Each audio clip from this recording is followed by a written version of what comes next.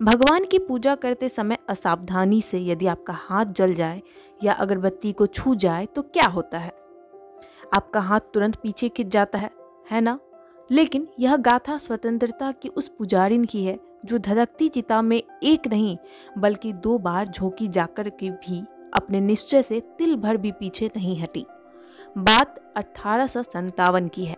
यह वह युग था जब अंग्रेजों से अपने देश को स्वतंत्र करवाने के लिए सारा देश क्रांति की आग में तप रहा था। स्वतंत्रता समर का इतिहास लिखने वाले वीर सावरकर जी ने इसे भारत का प्रथम स्वतंत्रता संग्राम कहा। यह जानकर हमें गर्व होगा कि अनेक इतिहासकारों ने यह स्वीकारा है कि हमारा राष्ट्र पूरी तरह पराधीन कभी नहीं हुआ।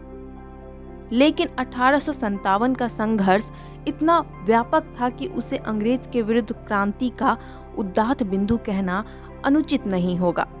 नाना साहब पेशवा इस महासमर के प्रमुख नेतृत्व करता थे। कानपुर से कुछ किलोमीटर दूर बिठूर में उनका महल क्रांति का प्रमुख केंद्र बना हुआ था। क्रांति का आरंभ योजना के समय से पहले हो जाने से क्रांति के प्रयत्न प्रभावित भी हुए थे। अतः योजनाओं में तात्कालिक परिवर्तनों के लिए क्रांतिकारियों को गुप्त बैठकें करनी होती थी। गुप्त रूप से देश भर में संदेश पहुंचाने होते थे। यह एक ऐसा ही अवसर था जब अंग्रेज सैनिकों को छकाते हुए नाना साहब अपने साथियों सहित बिठूर से बाहर अज्ञात स्थान पर गए हुए थे और उनकी 13 वर्ष की बेटी मैना महल में थी कि अंग्रेज सेनापति हे उन्होंने सेना सहित महल को घेर लिया। उसे आदेश था कि नाना साहब को बंदी बनाकर महल को आग लगा दी जाए।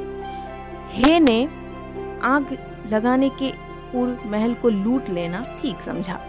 ऐसा करते समय ही उसे नन्ही मैना दिखाई दे गई। मैना उसे कुछ जानी पहचानी सी लगी।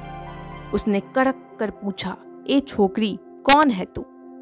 तो वो कहती है, मैं नाना साहब की बेटी हूँ मैना, आपकी बेटी मेरी की सहेली। मैना भी हे को पहचान चुकी थी। उसने अपना परिचय छुपाया नहीं।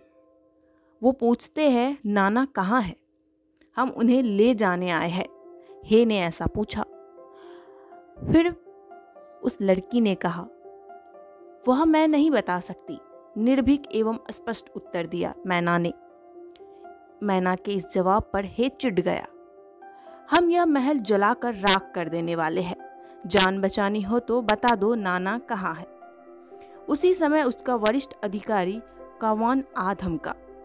उसे नाना को पकड़कर उन पर घोषित 1 लाख रुपए का इनाम पाने की बड़ी लालच थी। इस चक्कर में हे भूल गया कि मैना उसकी बेटी की उम्र की है। उसकी बेटी मैरी की सहेली भी है। कावान के आदेश पर मैना को खंभे से बांधकर कोरों से पीटा गया, लेकिन वह तो मानो व्रज जैसा हृदय रखती थी। उसके मुंह से एक भी गुप्त भेद प्रकट न हुआ। उसे कानपुर ले जाकर जलती चिता में झोंक देने का आदेश हुआ। महल तो पहले ही तोप से उड़ा दिया गया था। नन्ही मैना धू धू जलती लपेटों में जल रही थी, पर क्रांतिकारियों का पता बताकर देश से गद्दारी करना उसे स्वीकार जरा भी न था।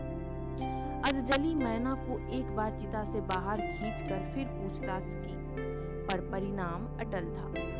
क्रोध में भरे कौन ने चिढ़कर उसे पुनः चिता में डालकर जीवित ही जला दिया। नन्ही बालिका मैना